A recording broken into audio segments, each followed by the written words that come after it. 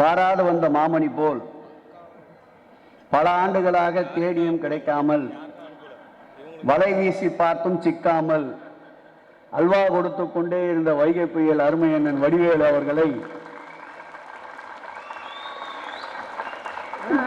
இன்றைக்கு தலைவர் நினைவிடத்தை பார்க்க வேண்டும் என்ற ஒரு காரணத்தை சுற்றி வளைத்து, அதோடு சேர்த்து கொளத்தூரிலே இயக்கத்தினுடைய தலைவர் தளபதி அவர்களால் இந்த மக்களால் 3 முறை தேர்வு செய்யப்பட்ட மாண்புமிகு தமிழ்நாட்டுடைய முதலமைச்சர் அவருடைய பிறந்த நாளை அவருடைய தொகுதியிலே கொண்டாடுவதற்கு வருகை வந்து சிறப்பு சேர்த்திருக்கின்ற அன்பிற்கினிய அருமையண்ணன் வைகை புயல் வடிவேல் அவர்களை இன்னும் பலத்த கரவொலியோடு அவரை அன்பு மிகுதியால் வருக வருக வருக வருக என்று வரவேற்று வருகை தந்திருக்கின்ற 3 பேர்களும் இப்படி ஒரு மேடை லட்சங்கள் கோடிகள் கொட்டி கொடுத்தாலும் அமையாது.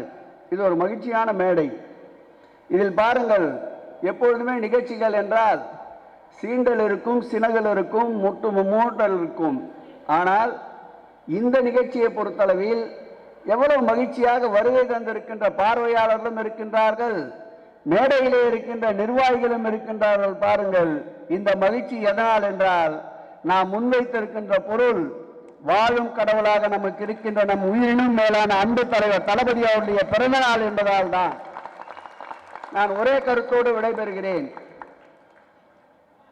யார் நன்றாக இருந்தால் இந்த நாடு நலம் பெறும், யார் நன்றாக இருந்தால் நாட்டு மக்கள் சுபிட்சம் அடைவார்கள், யார் நன்றாக இருந்தால் சட்டம் ஒழுங்கு பாதுகாக்கப்படும், யார் நன்றாக இருந்தால் பெண்களுக்கு பாதுகாப்பு தரும், யார் நன்றாக இருந்தால் பெண்களுக்கு உண்டான திட்டங்களை அள்ளி தருவார்கள், யார் நன்றாக இருந்தால் கல்லாமையை இல்லாமல் ஆக்குவார்கள், யார் நன்றாக இருந்தால் இல்லாமையை நாட்டிலே இல்லாமல் ஆக்குவார்கள், யார் நன்றாக இருந்தால் தமிழகத்திலே தொழில் வளம் பெருகும், யார் நன்றாக இருந்தால் வேலை வாய்ப்பு பெருகும், யார் நன்றாக இருந்தால் மனிதநேயம் காப்பாற்றப்படும், யார் நன்றாக இருந்தால் ஜாதி மத மோதல்கள் இல்லாமல் இருக்கும், யார் நன்றாக இருந்தால் மதவாதம் பிரிவினைவாதம் இல்லாமல் இருக்கும்.